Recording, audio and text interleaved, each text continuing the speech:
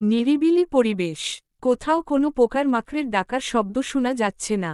নুসরাতকে সরতে না দেখে জাইন এক দৃষ্টিতে নুসরাতের দিকে তাকিয়ে আছে। নুসরাত জাইনকে শান্ত দৃষ্টিতে তার দিকে তাকাতে দেখে 1 মিনিট বলে মেইন দরজা আটকে দিল। কিচেনের দিকে পা চালিয়ে যেতে যেতে ভাবল ইসরাতের কাছ থেকে মাল পেয়েছে, এবার জাইনের কাছ থেকে মাল পাবে। শুধু গিফট আর গিফট। আয় হায়! নুসরাত নিজের চিন্তা ভাবনা এক পাশে রেখে কিচেনের দিকে অগ্রসর হল। মিষ্টির রশি এক কোণে অবহেলায় পড়েছিল, তা তুলে নিল হাতে। মিষ্টি রশি আর কাঁচি হাতে নিয়ে দৌড়ে দরজার দিকে অগ্রসর হল। মিষ্টির রশি দরজার মাথা থেকে ও মাথা পর্যন্ত বেঁধে নিয়ে দরজা খুলল। দরজা খোলার আওয়াজে জাইন চোখ তুলে তাকাল। নুসরাত হে হে করে হাসল জাইনের দিকে তাকিয়ে। নুসরাতের এমন অদ্ভুত হাসি দেখে জাইন চোখ উল্টে নিল। দুল্লাভাই কেমন আছেন? আপার পিছন পিছন দেখছি আপনিও চলে আসছেন। ওয়াটা ভালোবাসা আপনাদের। জাইন ঠোঁট বাঁকিয়ে হাসল। নুসরাত যে তাকে ভেঙিয়ে কথাগুলো বলছে তা খুব ভালো জাইনের বোধগম্য হল। আজ জাইন নুসরাতকে ছেড়ে দিল না। পায়ে পা লাগিয়ে নুসরাতের কথার উত্তর দিল। শালিকা, আমি এত কষ্ট করে আসলাম, তুমি চা, কফি, জুস, মিষ্টি না খাইয়ে আমাকে এখানে দাঁড় করিয়ে রেখেছ। তারপর আবার জিজ্ঞেস করছো কেমন আছি? তোমার বোনকে ছাড়া যেমন থাকার কথা সেরকম থেকেছি। তুমি এটুকু আবেগ বুঝলে না শালিকা। Very very bed. আমি এটা তোমার থেকে আশা করিনি। আরে দুল্লা ভাই, সবুর করুন। চা, মিষ্টি, জুস সবই খাওয়াবো, আগে শালিকাকে খুশি করে টাকা ঢালুন। তারপর না হয় আপনাকে জামাই আদর করা হবে। আপনার আবেগ মূল্যায়ন করা হবে। যাই বলুন আর তাই বলুন, প্রথমবারের মতো এসেছেন শ্বশুর বাড়ি, একটু তো পকেট ফাঁকা করতে হবে। ফাঁকা করব শালিকা, কিন্তু তুমি তো ভিতরে ঢুকতেই দিচ্ছ না। নুসরাত হাসল শব্দ করে। জাইন ঠোঁটে ঠোঁট চেপে হাসি আটকানোর চেষ্টা করল। অন্ধকারে বোঝা গেল না জাইনের হাসি আটকানোর দৃশ্য। নুসরাত ধীর কণ্ঠে বলল, দুল্লাভাই দেখুন, আপার দুঃখে আপনি অনেক কষ্ট করে আসছেন, কিন্তু এখন আপনি যদি এমন প্যাচাল করতে থাকেন আপনার একমাত্র শালিকার সাথে, তাহলে তো রাত শেষ হয়ে দিন হয়ে যাবে, তবুও আমাদের কথা শেষ হবে না।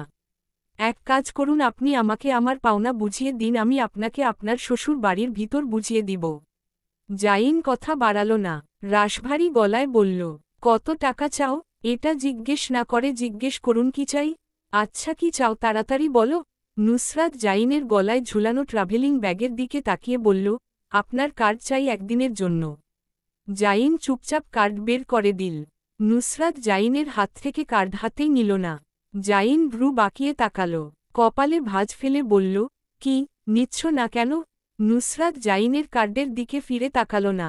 জাইনের চোখে চোখ রেখে গলা কিছুটা শান্ত করে বলল, এটা না। জাইন অবাক হয়ে ছোট করে জিজ্ঞেস করল, তাহলে কোনটা? ভ্রু উপরে তুলে জাইনের ব্যাগের দিকে ইশারা করল। জাইন হা করে তাকিয়ে থেকে বলল, ব্যাগে কি? নুসরাত ধীরে ধীরে বলল, ব্ল্যাক কার্ড। জাইন বাক্য ব্যয় না করে ব্ল্যাক কার্ড নুসরাতকে দিয়ে দিল। নুসরাত কার্ড পেয়ে খুশিতে উৎফুল্ল হয়ে বলল, আপনার মতো দুল্লাভাই ঘরে ঘরে হোক, আসুন আসুন ভিতরে আসুন। জাইন ভিতরে ঢুকতে নিবে নুসরাত বলল, ওয়েট। জাইন কিছুটা বিরক্ত হয়ে বলল, আবার কি? নুসরাত জাইনের হাতের দিকে কাছে এগিয়ে দিল, এটা কেটে ফেলুন তো দুল্লাভাই। জাইন নুসরাতের হাত থেকে কাউচি নিয়ে ফিতা কেটে ভিতরে ঢুকল। আপনি ফ্রেশ হয়ে আসুন, আমি আপনার নাস্তা পানির ব্যবস্থা করছি। জাইন হালকা মাথা নাড়িয়ে চলে গেল দুতলার দিকে। দুতলা উঠে একবার ইসরাতের রুমের দিকে তাকালো, ভিতর থেকে লক করা। নুসরাত ও জাইনের পিছন পিছন দুতলা চলে আসল। জাইনকে দরজার দিকে তাকিয়ে থাকতে দেখে ইসরাতের রুমের বাহিরে একটা বড় তালা মেরে দিল। আরে এটা কি করছো? রুমের বাহিরে তালা দিচ্ছ কেন? নুসরাত তালা দিতে দিতে নিচু গলায় বলল, ইসরাতকে সুরক্ষা দিচ্ছি। জাইন অনেক টায়ার্ড ফিল করায় নিজের রুমে চলে গেল ফ্রেশ হতে। নুসরাতকে আর ঘাটাল না। দরজা লাগানোর সময় নুসরাতের উদ্দেশ্যে বলল, আমার জন্য একটা কড়া করে ব্ল্যাক কফি নিয়ে আসো তো। নুসরাত মাথা নাড়িয়ে কিচেনে চলে গেল।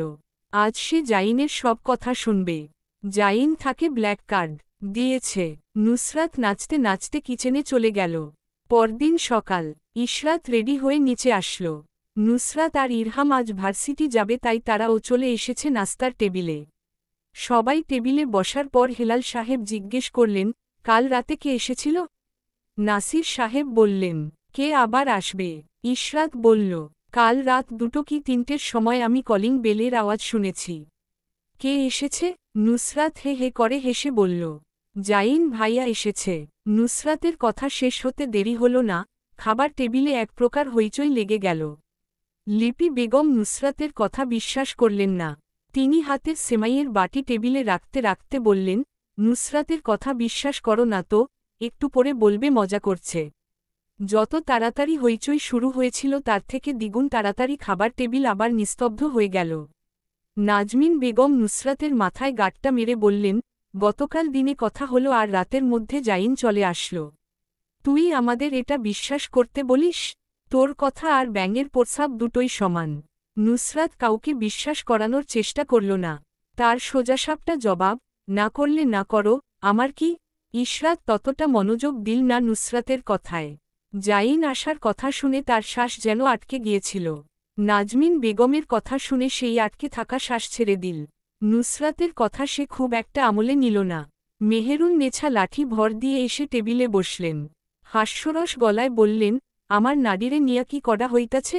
লিপি বেগম বললেন, কিছু না, এমনি মা। নুসরাত মজা করছে। বলছে জাইন এসেছে। পিছন থেকে গম্ভীর গলায় জাইন বলল, কে কি মজা করছে? হঠাৎ কথার উৎস দেখে পিছন ফিরে সবাই তাকাল। জাইনকে দেখে সবাই চোখ ঝাপটে নিল। মনে করল চোখের ভুল দেখছে। ইশরাত জাইনকে দেখে চোখ মুখ অন্ধকার করে ফেলল। একসাথে প্লেটের সব খাবার মুখে ঢুকিয়ে প্লেটের খাবার শেষ করে বের হল ভার্সিটির উদ্দেশ্যে। এক প্রকার পালিয়ে গেল খাবার টেবিল থেকে।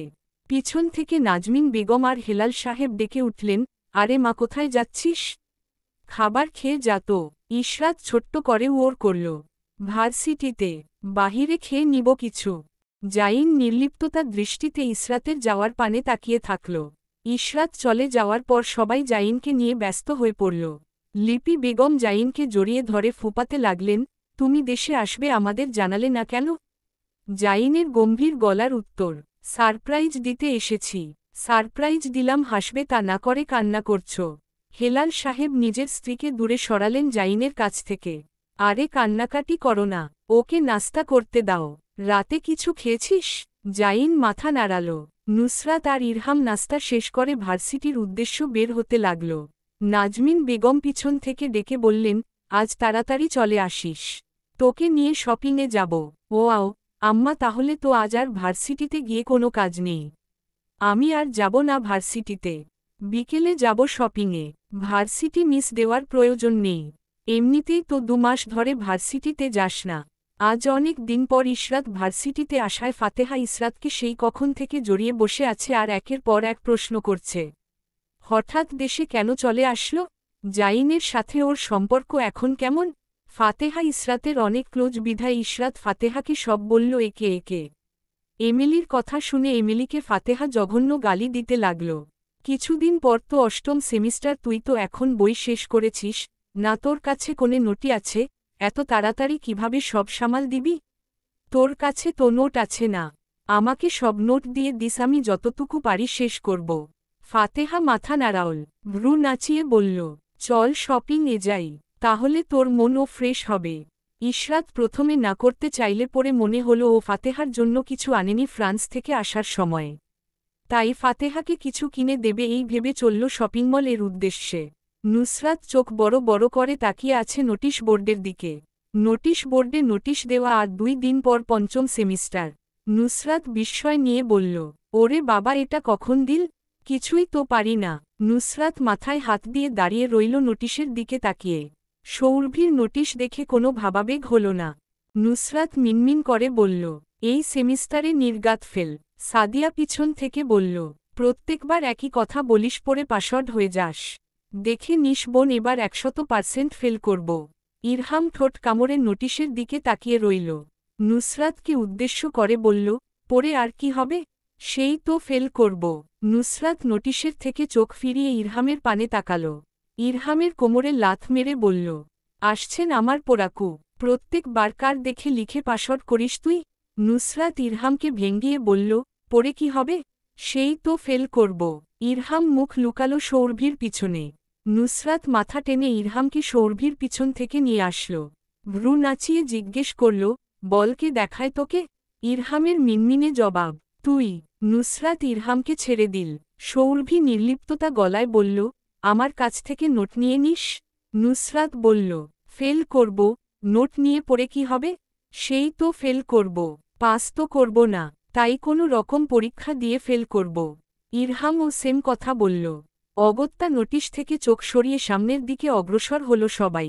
নুসরাত অলস ভঙ্গিতে সামনে তাকাতেই চোখ বড় বড় হয়ে গেল। প্রায় 5 মাস পর লোকটার সাথে নুসরাতের দেখা। নুসরাত হা করে তাকিয়ে থাকল লোকটার দিকে। লোকটা নুসরাতের বিস্ময় দেখে হালকা হেসে দৌড়ে এসে জড়িয়ে ধরল তাকে। হঠাৎ জড়িয়ে ধরায় হাত পা ছেড়ে দিয়ে দাঁড়িয়ে রইল মেয়েটা। বিস্ময় নিয়ে কিছু জিজ্ঞেস করতে যাবে ও পাশের লোকটা থামিয়ে দিয়ে বলল, do you know Nusrat? What is a perfect hug? Nusrat নিশ্চল গলায় বলল, হোয়াট আরমান? যখন তোমার থেকে কেউ পারমিশন না নিয়ে তোমাকে জড়িয়ে ধরবে সেটাই হলো পারফেক্ট হাগ সিস্টার। নুসরাত হালকা হাসল। আরমান নুসরাতকে ছেড়ে দিয়ে ইরহামের দিকে তাকাল। ভ্রু উঁচিয়ে জিজ্ঞেস করল, হোয়াট শআপ ব্রো? ইরহাম নাথিং বলে মাথা দুদিকে নাড়াল। আরমান নুসরাতের সাথে কথা বলতে লাগল। ক্যাম্পাসে হাঁটতে লাগল দুজনের হাত ধরে। কেউই একবার দেখল না গেটের সামনে থেকে ঘুরে চলে যাওয়া ব্ল্যাক অডি A4 এর মালিকের। ইশরাত ভার্সিটি থেকে এসেই হন্তদন্ত পায় কিচেনে ঢুকল। আশেপাশ তাকিয়ে যখন দেখল চাচিরা কেউই নেই, কিচেনে মায়ের দিকে রাগী দৃষ্টি ছুড়ল। দাঁতে দাঁত চেপে কিরমিরিয়ে বলল, আম্মু তুমি নুসরাতকে নিয়ে যাওনি ডাক্তার আঙ্কেলের ওখানে? নাজমিন বেগম মাথায় হাত দিলেন। ঠোঁটে ঠোঁট চেপে ইসরাতের দিকে তাকিয়ে বললেন, একদম মাথা থেকে বের হয়ে গিয়েছিল। নিয়ে যেতাম কিন্তু আজ যাব কাল যাব করে যাওয়া হচ্ছে না। ইশরাত মায়ের উপর বিরক্ত হল। চারপাশে না তাকিয়ে চিকন গলায় চিৎকার করে বলল, এটা কোনো ভুলে যাওয়ার জিনিস? আঙ্কেল তোমাকে কি বলেছিল 3 মাস অন্তর নুসরাতকে উনার ওখান থেকে ঘুরিয়ে নিয়ে আসার জন্য? আর তুমি 8 মান্থ হয়ে গিয়েছে এখনও যাওনি। নাজমিন বেগম জিহ্বায় কামড় মারলেন। একদম মাথায় নেই তার। নাজমিন বেগম মিনমিনিয়ে বললেন, নুসরাতটাও তো আমায় মনে করিয়ে দিল না। ইশরাত ব্যঙ্গাত্মক হেসে বলল, ও বলবে তোমায়? তুমি ওর কাছ থেকে আশা করছ? তোমার মনে নেই আমার বিয়ের আগে কত কষ্ট করে নুসরাতকে নিয়ে ওখানে গিয়েছিলাম? তোমার মেয়ে যেতেই চায় না ওখানে আর তুমি ভাবছ ও তোমাকে মনে করিয়ে দিবে? হাসালে আম্মু। নাজমিন বেগম যুবতীদের মতো নাক ফুলালেন। ও তো আর পাগল নয় যে ওকে ওখানে নিয়ে যেতে হবে। না গেলে না যাক। আরে আম্মু, তুমি বুঝো না কেন? তাহলে বোঝাস না কেন?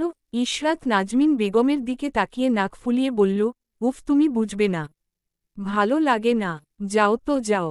ইশরাত কিচেন থেকে বের হয়ে গেল। আবার ফিরে এসে বলল, তোমার শপিংয়ে যাওয়া আজ ক্যান্সেল। শপিং করার বদলে আজ ওকে নিয়ে আমরা সাইকিয়াট্রিস্ট কাছে যাবে। নাজমিন বেগম বললেন, আচ্ছা নুসরাতকে কল দিয়ে বলে দেই সাইকিয়াট্রিস্টের কাছে যাব। ইশরাত চোখ মুখ কুঁচকে বলল, আম্মু তুমি কি পাগল? ও এটা জানলে ভার্সিটি থেকে জীবনে বাড়িতে আসবে না। আর আসলে জীবনে ও যাবে না ওখানে। আগেরবার তো টাকার লোভ দিয়ে নিয়ে গিয়েছিলে। এবার টাকায় তোমার মেয়ে পটবে না। শপিং এর নাম করে নিয়ে যেতে হবে। আমি আঙ্কেলের সাথে ফোনে কথা বলে অ্যাপয়েন্টমেন্ট বুক করে নিব। তুমি শুধু আল্লাহর ওয়াস্তে তোমার মেয়ের সামনে মুখ খুলবে না। পরে যদি ওখানে গিয়ে ঝামেলা করে, আমি আর তুমি কেন, ধরে ওকে টেনে নিয়ে যাব। ইশরাত কিচেন থেকে বের হয়ে গেল। দরজার সামনে থেকে সরে গেল ফরমাল শার্ট প্যান্ট পরা আরশ। মুখ গম্ভীর করে এগিয়ে গেল সিঁড়ির দিকে। হাতে ভাঁজ করে রাখা কোট। কিছুটা পা চালিয়ে সিঁড়ির উপরে উঠল। নিজের কাজেই সে নিজেই লজ্জা পাচ্ছে। নুসরাতের কথা শুনতে গিয়ে থাকে কান পাততে হচ্ছে দরজার বাহিরে। এ জীবনে আরও কি করতে হবে এক আল্লাহ ভালো জানে। আরশ গোসল করে ফ্রেশ হওয়ার পর থেকে এদিক সেদিকে হাঁটছে। শরীরের ভিতর অশান্তি টাইপ ফিলিং হচ্ছে। রুম থেকে এক পা বের হয়ে আবার ফিরে এলো। অস্বস্তি বোধ হচ্ছে। আবার পা বাড়ালো ইসরাতের রুমের দিকে। আবার 2 পা পিছিয়ে গেল। নিজেকে ধাতস্থ করে অগ্রসর হল ইসরাতের রুমের দিকে। রুমের বাহিরে দাঁড়িয়ে গলা পরিষ্কার করে নক করল।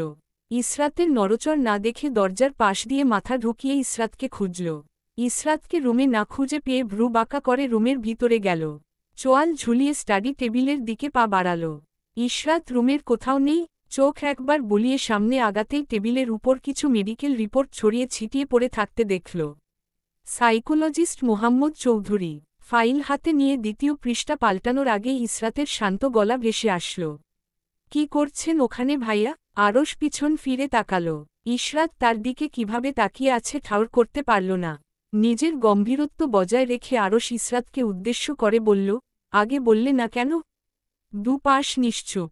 দুজন ঠান্ডা মস্তিষ্কের মানুষ একে অপরের দিকে শান্ত চোখে তাকিয়ে আছে। কারোর মুখে কোনো রা নেই।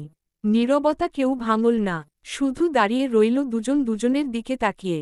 অপেক্ষা করল দুজন দুজনের নীরবতা ভাঙার। সময় গড়াল, সূর্য মধ্য আকাশ থেকে কিছুটা সরে গেল। নিজের আবাসস্থলে যাওয়ার জন্য প্রস্তুত হচ্ছে। উত্তরে হাওয়া বইতে লাগল। শীত মৌসুম হওয়ায় কুয়াশায় ভিজে উঠতে লাগল সৈয়দ বাড়ির আঙ্গিনা। ধীরে ধীরে প্রকৃতি ঢেকে গেল কুয়াশার চাদরে। সূর্য ঢলে পড়েছে পশ্চিম আকাশে। মাগরিবের আজান প্রায় হয়ে যাবে। কুয়াশায় রাস্তার পাশের দুর্বা ঘাসগুলো ভিজে উঠেছে। ঘাসের উপর দিয়ে হেঁটে আসায় নুসরাতের পাও সামান্য ভিজে উঠেছে। নুসরাত পা চালিয়ে বাড়ির ভিতর প্রবেশ করল। নাজমিন বেগম নুসরাতের অপেক্ষায় দরজার সামনের সিঁড়িতে বসেছিলেন। নুসরাতের ছায়া দেখতেই তিনি ধমক ছুড়ে দিলেন। নুসরাত মায়ের দিকে বাঁকা চোখে তাকাতেই নাজমিন বেগম হাত তুলে তেড়ে আসলেন। শাসানো গলায় বাড়ির উঠোনে দাঁড়িয়ে আদেশের স্বরে বললেন, যা গোসল করে তাড়াতাড়ি রেডি হয়ে আয়। আমি ভাত বাড়ছি। নুসরাত মিনমিন করে বলল, ভাত খাবো না, চুপচাপ রেডি হয়ে এসে খেতে বসবি। নুসরাত আরশের রুমে ঢুকে পর্দা টেনে দিল।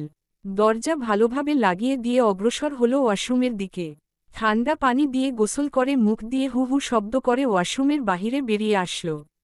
পাপুসে পা মুছে হাহাকার করে উঠল। টাওয়াল দিয়ে চুল বেঁধে নিয়ে হুডি মাথায় দিয়ে দিল। হুডির ফিতা গলায় বেঁধে তিরিং বিরিং করে গান গাইতে লাগল। সম্পর্ক বদলে গেল একটি পলকে। জামাই আপন আর সবই পর হল রে। জামাই বেশে বর যখন এলো রে, যেন দুঃখের বন্যা বয়ে গেল রে। নুসরাতের গানের রফাদফা হয়ে গেল যখন দেখল আরশ সোফার উপর পায়ে পাতুলে আরাম করে বসে। উরুর উপর ল্যাপটপ রেখে নুসরাতের দিকে শান্ত দৃষ্টিতে তাকিয়ে আছড়ে। নুসরাত নিজের হা হয়ে যাওয়া মুখ নিজে হাত দিয়ে বন্ধ করে দিল। নুসরাতের থেকে দৃষ্টি সরিয়ে আরশ টাইপিং করতে করতে নির্লিপ্ততা গলায় জিজ্ঞেস করল, কোথাও যাচ্ছিস? নুসরাত নিজের অবাকতা এক পাশে ফেলে দিয়ে গলায় ওড়না পেঁচিয়ে নিল। আয়নার সামনে দাঁড়িয়ে হাত পায়ে লোশন লাগিয়ে দরজার দিকে যেতে যেতে বলল, শপিংয়ে যাচ্ছি। আরশ ভ্রু বাঁকিয়ে নুসরাতের দিকে একবার তাকিয়ে জিজ্ঞেস করল, কেন? পায়ে শু পরে নিয়ে বলল, জানি না, আম্মা যাবে বলেছে তাই যাব। আরশ চোখ তুলে তাকিয়ে নুসরাতকে আদেশের স্বরে বলল, গলায় স্কার্ফ পেঁচিয়ে যা। নুসরাত কেন জিজ্ঞেস করতে চাইল, কিন্তু আরশের ঠান্ডা চোখে তাকিয়ে থাকা দেখে কথা গিলে নিল। চুপচাপ কাবার্ড খুলল। ততক্ষণে আরশ নুসরাতের পিছনে এসে দাঁড়িয়েছে। নুসরাত তাড়াতাড়ি খোঁজার চেষ্টা করল স্কার্ফ। মনে মনে ভাবল, এখানেই তো রেখেছি, স্কার্ফ গেল কই? আরে ভাই, বেরিয়ে আয়, কি রকম লাগছে? নুসরাত অগোছালো হাতে স্কার্ফ খুঁজতে লাগল। আরশ পিছন থেকে নুসরাতকে টেনে সরিয়ে দিল। নুসরাত নিজেকে ধাতস্থ করে দাঁড়াতেই আরশ নিচের ড্রয়ার খুলে স্কার্ফ সাথে মাথায় বাঁধার জন্য টুপি বের করল। নুসরাত হাত পাতল, আরশ দিল না। নুসরাতের মাথা থেকে হুডির ক্যাপের ফিতা ছুটিয়ে ক্যাপ এক হাতে সরিয়ে দিল। চুল থেকে টাওয়াল ছাড়িয়ে নিয়ে ধীরে ধীরে গলায় জিজ্ঞেস করল, সাইকিয়াট্রিস্ট মোহাম্মদ চৌধুরীর ফাইল দেখলাম ইসরাতের রুমে উইটাকার? নুসরাত নিশ্চুপ দাঁড়িয়ে রইল আরশের সামনে। আরশ নুসরাতের পৃষ্ঠদেশে হাত রেখে টেনে নিজের কাছে নিয়ে এল। সামনে আসা বেবি হেয়ারগুলো কানের পিছনে গুজে দিয়ে বেন্ট দিয়ে ঢিলে করে খোপা করে দিল চুল ভিজে থাকায়। গলায় স্কার্ফ পেঁচিয়ে দিয়ে মাথায় টুপি পরিয়ে দিতে নিল। নুসরাত আরশের বুকে হাত দিয়ে ঠেলতে ঠেলতে দূরে সরানোর চেষ্টা করে কর্কশ গলায় চিৎকার করে বলল, আমি বাচ্চা নই যে আপনি আমাকে এভাবে ট্রিট করছেন। আমি নিজের কাজ নিজে করতে পারি। নিজেকে ক্যারি করার আমার যথেষ্ট সামর্থ্য আছে। Stop treating me like a child, I am not a child. Arsh হাসল। টুপি পরিয়ে দিতে গেলে নুসরাত রুম থেকে বের হয়ে গেল। আরশ পিছন পিছন বের হয়ে আসলো টুপি হাতে। ইসরাতের রুমের সামনেই আসতে পিছন থেকে এক হাত দিয়ে ঝাপটে ধরল নুসরাতের কোমর। নুসরাত নিজেকে ছাড়ানোর চেষ্টা করল, আরশ বল প্রয়োগ করে ধরে রাখল আষ্টেপৃষ্ঠে নিজের সাথে। এক হাত দিয়ে কোমর চেপে আরেক হাত দিয়ে টুপি মাথায় ভালো করে পেঁচিয়ে দিল। নিচ তলায় নাজমিন বেগম চিৎকার করে নুসরাতকে ডাকছেন খেতে আসার জন্য। নুসরাত রুর গলায় বলল, হয়েছে, এবার আমি যেতে পারি। আরশ মাথা নাড়িয়ে হ্যাঁ বলল। নুসরাত অগ্রসর হতেই আরশ সন্দেহিত গলায় বলল, তুই সিউর, চাচি তোকে নিয়ে শপিংয়ে যাচ্ছে? নুসরাত পিছনে না তাকিয়ে মাথা নাড়াল। আরশ ব্যথাতুর দৃষ্টিতে চুপচাপ তাকিয়ে থাকল নুসরাতের যাওয়ার দিকে। নুসরাতকে নিচে দেখতেই নাজমিন বেগম বললেন, তাড়াতাড়ি খা, আমি রেডি হয়ে আসছি। নুসরাত মাথা নাড়াল, হাত ধুয়ে ভাত মাখাতে লাগল। ইশরাত এর মধ্যে রেডি হয়ে নিচে নেমে আসল। নুসরাত ইশরাতকে আসতে দেখে ভ্রু বাঁকিয়ে জিজ্ঞেস করল, তুইও যাবি? ইশরাত ধীরে বলল, হু। বাহিরের দরজার দিকে হাঁটা ধরতেই নুসরাত পিছন থেকে ডেকে জিজ্ঞেস করল, কোথায় যাচ্ছিস তুই? সামনের দিকে অগ্রসর হয়ে বলল, গাড়ি বের করতে। নুসরাত মাথা নাড়িয়ে খেতে লাগল। প্লেটের ভাত খেয়ে হাত ধুতেই নাজমিন বেগম এসে হাজির হলেন ডাইনিংয়ে। নুসরাতকে তাড়া দিলেন বের হওয়ার জন্য। হাত মুছে ডাইনিং রুম থেকে বের হয়ে ড্রয়িং রুমে আসতেই চোখ পড়ল দুতলার রেলিং ধরে দাঁড়িয়ে থাকা আরশকে, যে নিশ্চল চোখে তাকিয়ে আছে এদিকে। নুসরাত চোখ ফিরিয়ে সামনের দিকে অগ্রসর হল। দরজার সামনে দাঁড়িয়ে আরও একবার ফিরে তাকাল। নাজমিন বেগম নুসরাতকে রেখে কিছুটা এগিয়ে গিয়েছিলেন, কিন্তু নুসরাতকে এক জায়গায় দাঁড়িয়ে পিছনে তাকাতে দেখে এগিয়ে এসে হাত চেপে ধরলেন। নুসরাতের যেদিকে চোখ ছিল সেদিকে দৃষ্টি দিতেই চোখে পড়ল আরশকে। আরশ যাবে তুমি? আরশ গম্ভীর গলায় বলল, আপনারা যান, কিন্তু আমার আমানত যেভাবে সহি সালামত নিয়ে যাচ্ছেন সেভাবে সহি সালামত ফিরিয়ে নিয়ে আসবেন, এটা আপনার কাছে আশা করব চাচি। নাজমিন বেগম হাসলেন। নুসরাতের হাত চেপে ধরে নিয়ে বাহিরের দিকে এগিয়ে গেলেন। ইশরাত গাড়ি বের করে নিয়ে এসে দাঁড়িয়ে আছে। নুসরাত আর নাজমিন বেগমকে আসতে না দেখে গাড়ির হর্ন বাজাল। নাজমিন বেগম দূর থেকে গলার জোর বাড়িয়ে বললেন, আসছি আসছি, আর হর্ন বাজাস না, কানের ১৩টা বেজে গেল। গাড়ির সামনে এসে নুসরাত বলল, আমি ব্যাক সিটে বসছি, তুমি ফ্রন্ট সিটে বসো। নাজমিন বেগম রাজি হয়ে গেলেন। ইশরাত বলল, সিট বেল্ট বেঁধে নাও, এমনিতেই অনেক লেট হয়ে গিয়েছে। নাজমিন বেগম ধীরে সুস্থে সিট বেল্ট বেঁধে নিলেন। নুসরাত গাড়ির জানালা খুলে বাহিরের দিকে মুখ বের করে বসল। আরশের রুমের বারান্দার দিকে চোখ পড়তেই মেয়েটার ভ্রু কুঁচকে গেল। মাথা বের করে তাকাতেই ঝড়ের গতিতে পুরুষ দেহের অবয়ব সরে গেল। নুসরাত চোখ ছোট ছোট করে তাকিয়ে রইল বারান্দার দিকে। চোখে ঝাপসা লাগল তাই প্যান্টের পকেট থেকে চশমা বের করে চোখে আটল। চোখের পাতা ফেলে ভালোভাবে তাকালো দোতলার বারান্দার দিকে। ততক্ষণে ইশরাত গাড়ি স্টার্ট দিয়ে দিল। টান দিয়ে বের হয়ে গেল গেটের বাহিরে। নুসরাত মাথা উল্টে তাকিয়ে রইল আরশের বারান্দার দিকে। বারবার মনে হতে লাগল ও ওখানে কিছু একটা দেখেছে, যা তাকে গভীর চোখে পর্যবেক্ষণ করছিল। হসপিটালের সামনে গাড়ি থামতেই নুসরাত চোখ বাঁকা করে মা আর বোনের দিকে তাকাল। নাজমিন বেগম নুসরাতের বাঁকা চোখে তাকানো দেখে পাত্তা দিলেন না। সিট বেল্ট খুলে আলগোছে বের হয়ে গেলেন। ইশরাত ড্রাইভিং সিট থেকে নেমে নিজের লাদার জ্যাকেট ঠিক করে নিল। দরজা খুলে দিয়ে নুসরাতকে বের হওয়ার জন্য বলল। নুসরাত দু হাত বুকে বেঁধে বসে রইল। সে এখান থেকে এক পা নড়বে না। তাকে বোকা বানিয়ে নিয়ে আসা, সে ছাড়বে না কাউকে। হঠাৎ নুসরাতের ঠনক নড়ল। ওই আরশের বাচ্চা জানে তাকে নিয়ে পাগলের ডাক্তারের কাছে আসছে। হায় আল্লাহ, এরা তার মান সম্মান রাখল না। নুসরাতকে মুখ গুড়িয়ে রেখে কিছু ভাবতে দেখে ইশরাত হাত ধরে টেনে ধরল। কিছুটা রুর গলায় বলল, হয়েছে, নাটক শেষ, এবার গাড়ি থেকে নাম। নুসরাত ইশরাতকে গালি দিতে গিয়ে থেমে গেল। মায়ের দিকে তাকিয়ে বলল, তুমি আমাকে পাগল মনে করো তাই না? নাজমিন বেগম থতমত খেয়ে বললেন, দূর, তোকে কে বলেছে এটা? বলতে হবে কেন? পাগল মনে করো তাই তো পাগলের ডাক্তারের কাছে নিয়ে আসছ। তুমি আমার মা হতেই পারো না। তোর ইমোশনাল ডায়লগও বন্ধ কর। আম্মু পটে গেলেও আমি কিন্তু পটব না। নুসরাত, মানুষকে খুব ভালো কথা দিয়ে আটকে ফেলতে পারিস তুই। আয় নাম এবার। নুসরাত জিদ্দি গলায় বলল, নামব না। তুই নামবি এবং চুপচাপ ডাক্তারের কাছে যাবি।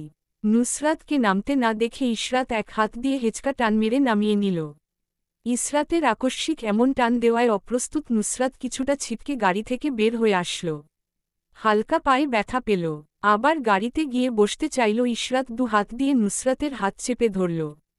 এক প্রকার টেনে নিয়ে যেতে লাগল মোহাম্মদ চৌধুরীর কেবিনে। করিডোরে দেখা হওয়া সবাই তাদের দিকে ফিরে ফিরে তাকাচ্ছিল। ইশরাত সেসবে পাত্তা দিল না। মানুষের তো চরিত্রই নিজের চরকায় তৈল না দিয়ে অন্যের চরকায় তৈল দেওয়া। এরা দেখবে, তারপর এটা নিয়ে জাজমেন্ট করবে। এরা কেন? সে আর নুসরাত অনেক সময় অনেককে নিয়ে জাজমেন্ট করে। তাই জীবনে এদের এত পাত্তা না দেওয়াই ভালো। ইশরাত আমার সাথে পাঙ্গা নিচ্ছিস, আমি তোকে ছাড়ব না। ইশরাতের ঠান্ডা গলায় জবাব দিল, আচ্ছা ছেড়ে দিস না, ধরে রাখিস। চোখে চশমা এঁটে বসে আছেন মধ্যবয়স্ক এক লোক। লোকটা দেখে টাওর করা মুশকিল, বয়স কত তাই মধ্যবয়স্ক বলা চলে। ইশরাতকে হালকা ধমকালেন তিনি, নুসরাতকে টেনে নিয়ে আসার জন্য। ইশরাত ধমক খেয়ে চোয়াল ঝুলিয়ে বসে রইল। মোহাম্মদ চৌধুরী নুসরাতের দিকে তাকাতেই তার চোখ তীক্ষ্ণ হয়ে গেল। নুসরাত নাক কুচকে চোখ ছোট ছোট করে তার দিকে তাকিয়ে আছে, মুখে বাঁকিয়ে তাকে তাচ্ছিল্য করে হাসছে। নিজেকে সামলে নিয়ে মোহাম্মদ চৌধুরী জিজ্ঞেস করলেন, কেমন আছো নুসরাত? নুসরাত হাসল শব্দ করে, জি ভালো আছি। আপনি? এই তো ভালো। তা তুমি কি ডিপ্রেসড কোনো বিষয় নিয়ে? নুসরাত মুখ হাসি হাসি করে বলল, আমি কোনো বিষয় নিয়ে ডিপ্রেশনে যাই না, আমি অলওয়েজ চিল থাকি। আমি মানুষকে ডিপ্রেশন দেই। চৌধুরী মোহাম্মদ বললেন, তা তো দেখতেই পাচ্ছি। তুমি ডিপ্রেশনে না ভূগোলে তোমার চোখের নিচ এত কালো হলো কিভাবে? নুসরাত থতমত খেল। ইশরাত চোখ ছোট থেকে ছোট করে নুসরাতের চোখের নিচের দিকে তাকাল। শ্যামলা হওয়ায় চোখের নিচের কালো হয়ে যাওয়া জায়গা অতটা বোঝা যায় না, কিন্তু ভালো করে তাকালেই বোঝা যায় চোখের নিচে কিছুটা নানা অনেকটা দাগ বসে গর্তে মতো হয়ে গিয়েছে। ওটা কিছু না, শালা আরও সে ঘুমের মধ্যে চোখে মেরে দিয়েছিল তাই কালো হয়ে গিয়েছে, এমনিতেই কমে যাবে। দেখো নুসরাত, তুমি যদি তোমার ডিপ্রেশনে ভোগার কারণ না বলো আমরা কিভাবে বুঝব তোমার সমস্যাগুলো? আমার তো অন্তর্যামী নই। নুসরাত হে হে করে হেসে বলল, কিসের ডিপ্রেশন? আর আমি কি বলবো? আমার বলার মতো কিছু নেই। নুসরাত একবার তাকিয়ে দেখো, উনি তোমার মা, তোমার বোন, আর আমি তোমার আব্বুর বন্ধু, এক প্রকার তোমার আব্বুর ভাই। সবাই তোমার আপন। তুমি বলো, আমরা চেষ্টা করব তোমার সমস্যা সমাধানের। নুসরাত শরীর ছেড়ে দিয়ে বসে রইল। মোহাম্মদের চৌধুরী দিকে তাকিয়ে দীর্ঘ শ্বাস ফেলে বলল, সমস্যা থাকলে তো সমস্যার সমাধান করবেন। আমার কোনো সমস্যা নেই। মোহাম্মদ চৌধুরী হাল ছাড়লেন না। নুসরাতের দিকে ঠান্ডা চোখে তাকিয়ে থেকে গম্ভীর গলায় বললেন, আপা আর ইশরাত বাহিরে অপেক্ষা করুন, ঠিক 1 ঘণ্টা পরে আপনারা ভিতরে ঢুকবেন। ইশরাত ঝটপট উঠে দাঁড়াল, নাজমিন বেগমকে টেনে নিয়ে বের হয়ে গেল। নুসরাতকে মোহাম্মদ চৌধুরী বললেন, একটা গেম খেলবে নুসরাত, জিতলে তুমি যা চাইবে তাই দিব, হারলে আমি যা চাইব তা দিতে হবে। নুসরাত যা চাইবে তা পাওয়ার আশায় রাজি হল, কিন্তু মনে খুঁত খুঁত থেকে গেল। কিছুটা সন্দেহ নিয়ে চেয়ারে সুন্দর হয়ে বসল। মোহাম্মদ চৌধুরী হাতে গোলচক্র টাইপ কিছু নিলেন, নুসরাতকে দেখিয়ে বললেন, এটার দিকে 1 মিনিট চোখের পাতা না ফেলে তুমি তাকিয়ে থাকতে পারলে এই গেমের উইনার তুমি, না পারলে তুমি লোজার। নুসরাত আত্মবিশ্বাসী গলায় বলল, আরে এটাতে তো আমি পারদর্শী। আপনি হারবেন pug, I mean uncle. Chowdhury Mohammad হাতে চক্র রেখে নুসরাতের চোখের সামনে রাখলেন। ঘড়ির টিকটিক শব্দ কানে ভাজছে। নীরবতা ভেদ করে ঠান্ডা শীতল বাতাস প্রবেশ করল কেবিনের ভিতর। প্রায় 20 সেকেন্ড পার হওয়ার পর নুসরাতের হঠাৎ মনে হলো আঙ্কেল থাকে সামান্য একটা কালার চক্রের দিকে 1 মিনিট তাকানোর জন্য যা চাইবে তাই দিবেন। এটা তো সন্দেহজনক, এখানে নিশ্চয়ই কোনো ঘাপলা আছে। নুসরাত গাধীর মতো চক্রের দিকে তাকিয়ে এইসব ভাবতে লাগল। কানের মাঝে বাজতে লাগল শুধু টিকটিক ঘড়ির শব্দ। শরীর ছুঁয়ে গেল ঠান্ডা হিমেল বাতাসের ছোঁয়া। নুসরাত যতক্ষণে বুঝতে পারল লোকটা তাকে সম্মোহন করার জন্য ফাঁদ পেতেছে ততক্ষণে অনেক দেরি হয়ে গিয়েছে। নুসরাত নড়চড় করার চেষ্টা করল কিন্তু চক্রের দিকে তাকিয়ে থাকতে থাকতে শরীর অসাড় হয়ে চেয়ারের উপর ঢলে পড়ল। নুসরাতকে সুন্দর করে রকিং চেয়ারে বসিয়ে দিলেন মোহাম্মদ চৌধুরী। হাতের চক্র চোখের সামনে গুড়াতে গুড়াতে জিজ্ঞেস করলেন, নুসরাত তুমি ঠিক আছো? নুসরাত প্রথমবার কোনো রেসপন্স করল না। চৌধুরী মোহাম্মদ ধৈর্য হারালেন না, নুসরাতকে আবার জিজ্ঞেস করলেন। নুসরাত এবার ধীরে ধীরে বলল, আমি ঠিক আছি। চৌধুরী মোহাম্মদ জিজ্ঞেস করলেন, তুমি আমার কথা শুনতে পাচ্ছ? নুসরাত ধীরে ধীরে বলল, হ্যাঁ। তুমি কি কোনো কারণে ডিপ্রেশনে ভোগস? নুসরাত প্রচুর সময় নিল এর উত্তর দিতে, বারবার আটকে গেল বলতে গিয়ে। অবচেতন হওয়ায় মস্তিষ্ক জং ধরে থাকা কথাগুলো বলতে গিয়ে গলা ভেঙে গেল। মোহাম্মদ চৌধুরীর ওই কথার উত্তর না দিয়ে আরেকটা কথা ধীরে ধীরে বলল, সাল মেবি 8-9 হবে। আমার ঠিক মনে নেই। তখন বয়স কত ছিল? চৌধুরী মোহাম্মদ ভেবে বললেন, 5-6 ছিল। নুসরাত মনে হওয়ার মতো বলল, হ্যাঁ 5 ছিল। আমি খুবই শান্ত ছিলাম, চুপচাপ নিজের মতো থাকতাম। আরশ মেবি ও শুধু আমার সাথে ঝগড়া আর মারামারি করত। কিন্তু আমি ওর ঝগড়া আর মারামারি বিপরীতে কোনো দিন প্রতিবাদ করিনি। প্রতিবাদ করব কিভাবে? কারোর তো আমার কথা শোনার সময়ই ছিল না। সবাই সবার কাজে বিজি ছিল। নুসরাতের গলা এবার কিছুটা কাদো কাদো হয়ে গেল। জাইন ভাইয়া, উনি যখন হঠাৎ হঠাৎ আমাকে মারতে দেখতেন তখন দু একটা বেত দিয়ে বাড়ি দিতেন আরশকে। যাকগে এসব কথা, এসব অনেক পুরনো, এসব ভুলে গিয়েছি আমি। তো আমার বড় বোনের জন্ম হয়েছিল তখন নাকি ও অনেক বেশি মায়াবী সাথে সুন্দর ছিল? সবাই তো সৈয়দ বাড়ির সবথেকে সুন্দর বাচ্চা বলতো ওকে। আমার জন্মের সময় নাকি সবাই আশা করেছিল নাসিরের ছেলে হবে। দেখুন ভাগ্য, তাদের আশায় পানি ঢেলে আমি জন্ম নিয়েছি। এটাও কি আমার দোষ?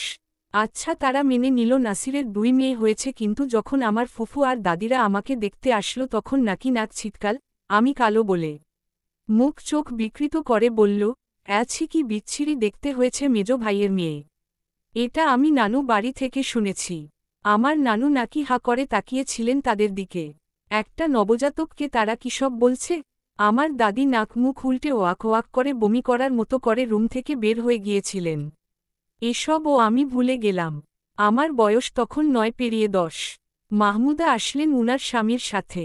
ইসরাতের সাথে আমাকে দাঁড় করালেন। তখন আরেকটু রং আমার ময়লা হয়েছে রোদে পুড়ে। উনার স্বামীকে দেখিয়ে বললেন, দেখো সরোয়ার, নুসরাতকে ইসরাতের পাশে অমাবস্যার চাঁদের মতো মনে হচ্ছে না।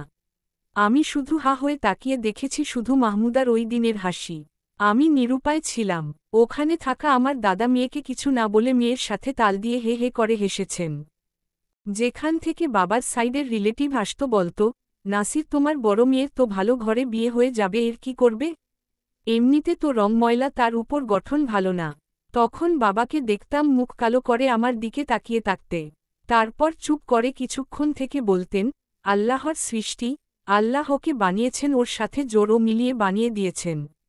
আল্লাহর হুকুম হলে এমনিতেই বিয়ে হবে, আর না হলে না হবে, বলে উঠে চলে যেতেন। সবাইকে এরকম প্রশ্নের বিপরীতে এই উত্তর দিতেন, এরপর চুপ করে উঠে যেতেন। উনি যদি ওই সময় সঠিক জবাব দিতেন তাহলে তো আর এই কথা ওরা বলতো না। উনারা প্রশ্রয় দিতেন বলেই ওরা প্রশ্রয় পেত। এদের বিন্দুমাত্র লজ্জা ছিল না। একটা 9 বছরের বাচ্চার সামনে দাঁড়িয়ে এসব কথা বলতে তাদের মুখে বাধত না। তারা বুঝত না যে এটা একটা বাচ্চার মাথার মধ্যে কিরূপ আঘাত আনতে পারবে। আমার কাছে মনে হতো এরা আমাদের বাসায় বেড়াতে আসতো না, আসতো আমাকে নিয়ে হাসার জন্য, ইসরাতের পাশে দাঁড় করিয়ে যজ্ঞ অযজ্ঞের কথা বলার জন্য, আমাকে জাজ করার জন্য। আমি মেনে নিয়েছিলাম আমার রং কালো। আল্লাহ আমাকে রং কালো দিয়েছে, তাতে আমার দোষটা কি? আল্লাহর কাছে আমি সুন্দর ছিলাম, তাই তিনি আমাকে ভালোবেসে এটা দিয়েছেন। অন্যের এত পেটে ব্যথা কেন আমার রং নিয়ে? দ্য গ্রেট মেহেরুন নেছা মায়া তো আমাকে দেখতেই পারতেন না। আমি ছিলাম উনার 2 চোখের বিষ। উনার আশেপাশে গেলেই দূর ছাই করতেন। যাই বলি আর তাই বলি, উনার কিন্তু ইসরাতের জন্য অনেক ভালোবাসা ছিল। মানুষ দেখলেই বলতো ইসরাতকে দেখতে সেম উনার মতো। তখন বুড়ি প্রচুর খুশি হতো, আর দাঁত কেলিয়ে হেহে করে হাসত। বুড়ির বড় মেয়ে লুৎফা বেগমও কম যেত না। ইসরাতের জন্য অনেক ভালোবাসা ছিল, আর আমাকে দেখলেই চ্যাত করে উঠত, মনে হতো ওর পিত্তি জ্বলে উঠছে। একবার কি হয়েছিল ঠিক মনে নেই, কিন্তু ওখানে দোষটা ইসরাতের আর আরশের ছিল। আমি 2 তলার বারান্দা থেকে দেখেছিলাম উনি ইসরাতদের সাথে ছিলেন। আমি ওখান থেকে সরে আসার পরে কি হয়েছিল আমি জানি না। বুড়ি সব দোষ আমার উপর চাপিয়ে দিয়েছিল। সেদিন নাসির মিয়া আমাকে এক থাপ্পড় মেরেছিলেন যে 2 দিন জ্বরে ভুগেছিলাম। আমি এখনও ভেবে পাই না আমার দোষটা কি ছিল ওখানে। বুড়ি আমার আর ইসরাতের সৌজন্য দিয়ে সব সময় তুলনা করত। আমার তখন কান্না আসত, তবুও কাঁদতাম না, কারণ আমার স্ট্রং হতে হবে। মানুষের থেকে সহানুভূতি নেওয়া বন্ধ করলাম। ধীরে ধীরে এদের থেকে নিজের দূরত্ব বাড়ালাম। নিজের দুঃখ লুকাতে শুরু করলাম। দুঃখ প্রকাশ করা বন্ধ করে দিলাম। আমার দুঃখ মানুষকে দেখিয়ে কি লাভ? মানুষ মজা নিবে, কথা বলা বাড়িয়ে দিলাম। মুখে মুখে তর্ক করতে লাগলাম। কার কার কেমন লাগলো তা আমি দেখা বন্ধ করে দিলাম। আমাকে অপমান করবি তুই, তার বদলে আমি দ্বিগুণ অপমান ফিরিয়ে দিব তোকে। পিছনে কথা বলা বাদ দিলাম, মুখের উপর ইনসাল্ট করার ক্ষমতা রাখতে শুরু করলাম। লুৎফার একবার বলেছিলেন, দিন দিন এর গঠন মরে যাচ্ছে, আমার মম কত সুন্দর। আমি বলেছিলাম, তোমার মেয়ে সুন্দর হয়ে কি করবে? একে তো সাদা রং, কোনো গঠন নেই, তার উপর আবার মুটকি। এর তোর আমার থেকে আরও খারাপ অবস্থা। সেদিন লুৎফা বেগমের মুখ কীরকম হয়েছিল বলার মতো না। আমার প্রচুর আনন্দ লেগেছিল। ভিতরে ভিতরে আমি খুশিতে মাটিতে গড়াগড়ি খেয়েছি। জীবনে প্রথমবার কথা ফিরিয়ে দিয়ে আমি বিজয়ী হওয়ার মতো আনন্দ পেয়েছিলাম। মানুষের দুঃখ দেখিয়ে সহানুভূতি নেওয়া আমার কাছে বিরক্তিকর মনে হতো। কিছু মেয়েরা আছে না, কিছু হলেই পাপা করে কান্না করে। এদের দেখলে আমার সহ্য হয় না। হাত নিষ্পিস করে পিটানোর জন্য। তুই শালি কাঁদবি কেন? আমি কাঁদি। আমার এত কষ্ট, আমি কখনো কাঁদি? আমার কান্না আসে না। আসলেও আমি ওটাকে চোখের ভিতরে আটকে দেই। বারবার নিষেধ করি, বের হবি না, হলে তোকে মেরে ফেলব। আমি গত 12 বছরে এই ঘাটা আমি কাটিয়ে উঠেছিলাম। কিন্তু বলতে গিয়ে নুসরাতের চোখের কোণ ঘেঁষে পানির ফোয়ারা বের হয়ে আসল। অবচেতন মনে কান্না করতে গিয়ে বারবার কান্না থামানোর চেষ্টা করল। মোহাম্মদ চৌধুরী জিজ্ঞেস করলেন, তারপর কি হয়েছে? 6 মাস আগে আরশের বাচ্চা আবার সেই রং নিয়ে কথা বলল। আমাকে কে বিয়ে করবে, আমি নাকি তার পায়ের যজ্ঞ নই, এসব নিয়ে কথা বলল। আমি শুধু ওই দিন তাকিয়ে থেকেছি ওর দিকে। একটা মানুষ কিভাবে অন্যের রং নিয়ে খোঁটা দিতে পারে তা সৈয়দ বাড়ির মানুষ ভালোই জানে। পুরনো ঘা তাজা করার জন্য আজকে আমার ইচ্ছা হচ্ছিল ওই জায়গায় মেরে ফেলি। আমি নিজের হাত কোনো রকম থামিয়েছি, না হলে ওই দিন আরশের বুক ছুরির আঘাতে রক্তাক্ত হতো। এতে কিন্তু আমার কোনো দোষ থাকত না, সব দোষ থাকত ওই আরশের। আমি সেদিন সারারাত ভেবেছি কি করা যায়। একবার ভেবেছিলাম ঘুমের মধ্যে পাঠিয়ে দেই আল্লাহর বাড়ি, কিন্তু পরে প্ল্যান চেঞ্জ করে নিয়ে বিয়ে করে নিলাম। বলেছিল না বিয়ে হবে না, যে বলেছে তাকেই বিয়েটা করেছি। আমার ডিপ্রেশনের কারণ ওই বেটা আরশ। শালা আমার জীবনের সব শান্তি হারাম করে দিয়েছে। আমি ওকে ছাড়ব না। আর আমার এই ছোট্ট জীবনে আমি সব থেকে বেশি ঘৃণা করি ওই বেটি মেহেরুন নেছা, ওর বলদা 2টা মেয়েকে। এদের দেখলেই আমার ইচ্ছা করে পিটিয়ে ছাল তুলে ফেলি। এরা আমার জীবন তছনছ করে দিয়েছে। এদের আমি ঘৃণা করি এবং যতদিন আমি বেঁচে আছি আমি ঘৃণা করব। নুসরাত কিছুটা এবার উত্তেজিত হল, টেনে শ্বাস ফেলল। কথা বলতে বলতে হাঁপিয়ে উঠেছে সে। শরীর ছেড়ে দিল চেয়ারের উপর। চোখ বেয়ে পানি পড়া বন্ধ হয়ে গিয়েছে। কিছুক্ষণ আগে বের হওয়া পানিগুলোর রেশ রয়ে গেছে গালের উপর। মোহাম্মদ চৌধুরীর পারমিশন দিতেই আরও শেষে কেবিনে ঢুকল। নুসরাতের হাঁটুর নিচে হাত ঢুকিয়ে পাজকলে তুলে নিল। বুকের সাথে মাথা চেপে ধরে চোখের পানি মোছার চেষ্টা করে অগ্রসর হল কেবিনের বাহিরে যাওয়ার জন্য। পিছন থেকে মোহাম্মদ চৌধুরী ডেকে উঠলেন, আরশ। আরশ ফিরে তাকাল না। মোহাম্মদ চৌধুরী বললেন, সবই শুনলে, ওর খেয়াল রেখো। আর মাথায় কোনো বিষয় নিয়ে চাপ না নেয় সেদিকে খেয়াল রেখো। ওর কিন্তু তোমার উপর অনেক অভিযোগ। অভিযোগগুলো একদিন বসে জানার চেষ্টা করো। আর ওকে মানসিকভাবে ট্রমাটাইজ করো না। একবার যে ভুল করেছ আশা করি আর সেই ভুল ফিরে করবে না। আর অনেক কথা কিন্তু নুসরাত পেটের ভিতর লুকিয়ে রেখেছে, খুলে বলেনি। আরশ সামনের দিকে তাকিয়ে বলল, আপনি কিভাবে বুঝলেন? আমি কিন্তু এর আগেও অনেককে সম্মোহন করেছি। নুসরাত অনেক কথাই বলেনি। অবচেতন হলে কি হবে? নিজের অবচেতন মস্তিষ্ক ওকে অনেক কথা বাহিরে বের করতে দেয়নি, ভিতরে চেপে রেখেছে। আরশ কথা না বলে বড় বড় পা ফেলে দরজার বাহিরে বেরিয়ে গেল। মোহাম্মদ চৌধুরী বিড়বিড় করে বললেন, গড ব্লেস দেই।